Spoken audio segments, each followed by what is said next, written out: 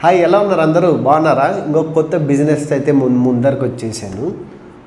Business పేరు వచ్చేసి food box. Food box ఏంటి భయ్యా, ఫుడ్ బాక్స్ కొత్తగా ఉందని అనుకోవచ్చు. మీరు యాక్చువల్గా కార్డ్బోర్డ్తో చేసేంటారు బాక్సెస్, పార్సల్స్. మీరు చూసారా? బెంగళూరు కానీ, హైదరాబాద్ కానీ ఇలాంటి పెద్ద పెద్ద మెట్రో సిటీస్లో దోశలు కట్టడానికి కూడా కార్డ్బోర్డ్స్ అయితే యూజ్ చేస్తున్నారు.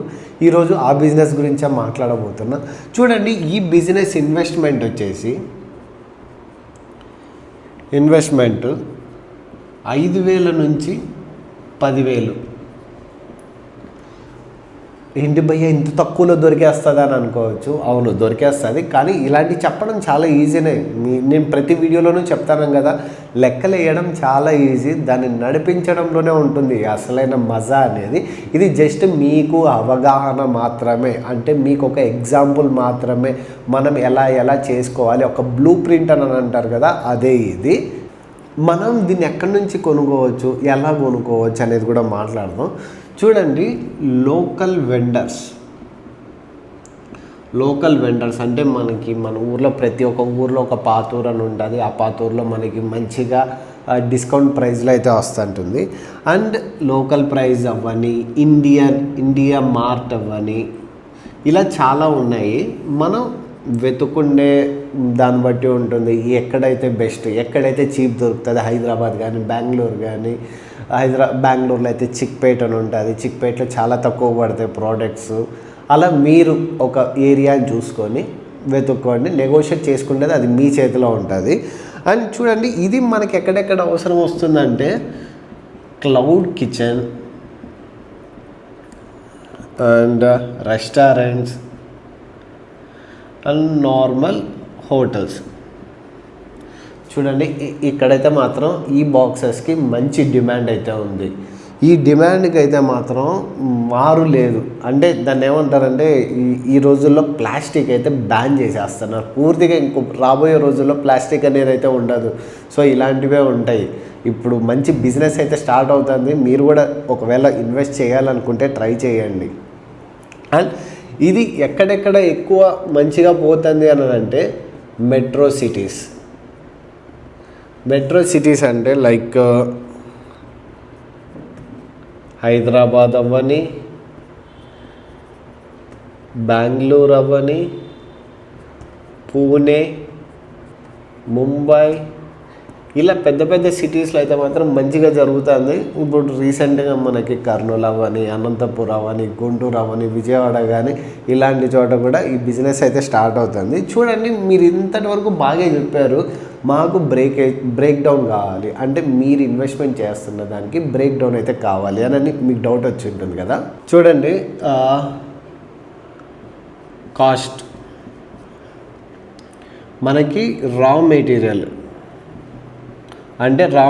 అంటే ఇదే గూడ్సే. మనకి గూడ్స్ వచ్చేసి 2,000 నుంచి 5,000 మధ్యలో అయితే పడుతుంది. అండ్ ప్యాకేజింగ్ అండ్ ట్రాన్స్పోర్ట్ అంటే మనం కొంటున్నాం కాబట్టి ఇవన్నీ మనం కూడా వేసుకోవాలి కదా. ప్యాకేజింగ్ అండ్ ట్రాన్స్పోర్ట్ 2,000 నుంచి 4,000 వరకు. అండ్ ఫీసా కావాలి, ఎందుకంటే ఫుడ్ ఐటమ్స్ కాబట్టి ఫుడ్ సేఫ్టీ వాళ్ళు అడుగుతారు, మీరు ఇచ్చే ప్రోడక్ట్లో మంచి సేఫ్టీగానే ఉందా, మంచి ప్రోడక్టే వాడుతున్నారా, ఏదైనా కెమికల్ వాడుతున్నారా అని అయితే మాత్రం ఫీసా అవసరము. అండ్ బేసిక్ మార్కెటింగ్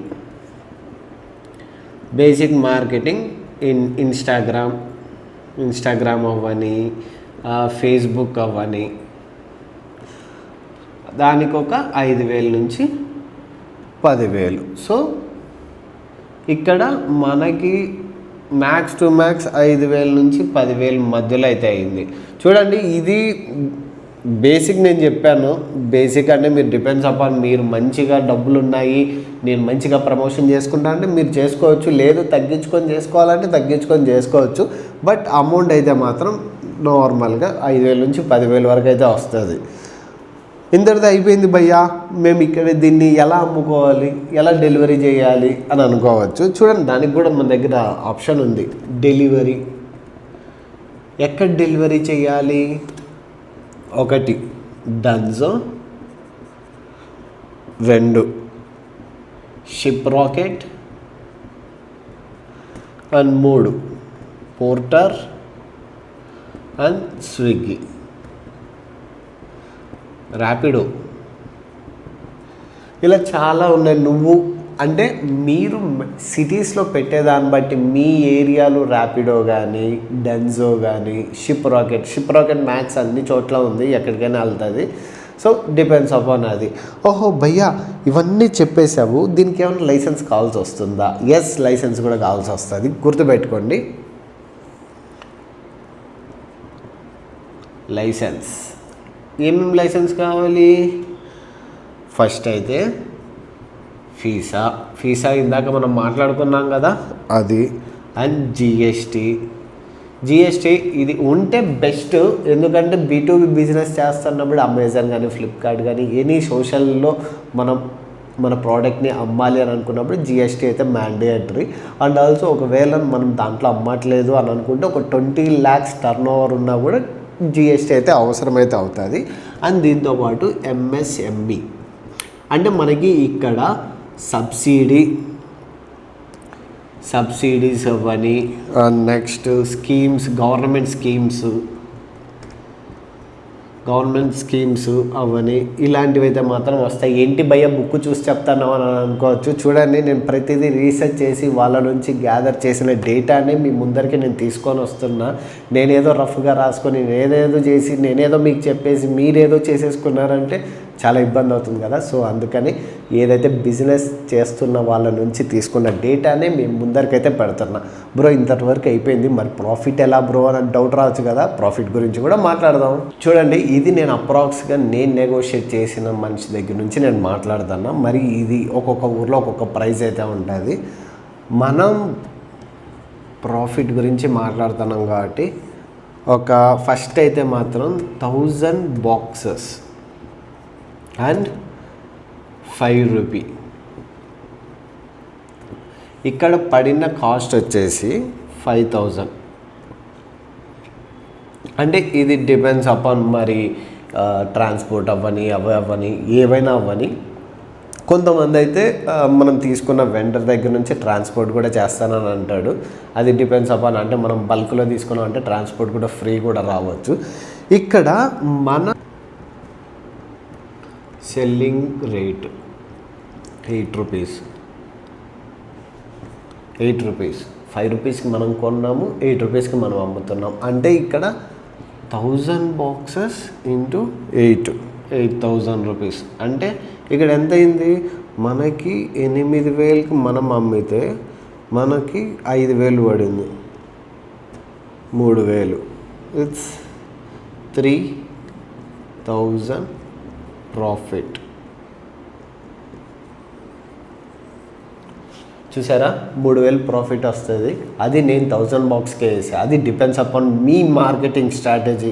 మీరు మంచిగా మార్కెటింగ్ స్ట్రాటజీ చేశారంటే ఈ 3,000 కాస్త 30,000 కనిపించవచ్చు, 30,000 కాస్త 90,000 కూడా కనిపించవచ్చు. ఏదైనా బిజినెస్ చేస్తున్నానంటే మాత్రం మెయిన్గా మార్కెటింగ్ అండ్ మీరిచ్చే ప్రోడక్ట్ క్వాలిటీ ఎలా ఉందనేదే చూస్తారు చాలామంది జనాలు. అండ్ దీంతోపాటు సర్వీస్ కనుక సరిగ్గా లేకపోతే ఒక్కసారి వచ్చిన కస్టమర్ మరి ఇంకొకసారి మీ దగ్గరికి రాడు. సర్వీస్ అన్నానని ఏంటి సర్వీస్ అని అనుకోవచ్చు. మీరు ఇచ్చే ప్రోడక్ట్ కానీ, మీరు ఇచ్చే ష్యూరిటీ కానీ కనుక కస్టమర్కి నచ్చితే మళ్ళీ మీ దగ్గరకు వస్తాడు. అండ్ కస్టమర్స్ని కూడా తీసుకొని వచ్చి మీకు అప్పగిస్తాడు. అర్థం చేసుకోండి. అండ్ వీడియో మంచిగా అనిపించింది అనుకుంటున్నా. మీకు ఏమైనా డౌట్స్ ఉంటే మన కామెంట్ బాక్స్లో అయితే కామెంట్ చేయండి.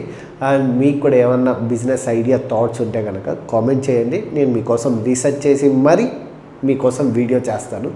ఇంతటితో బాయ్.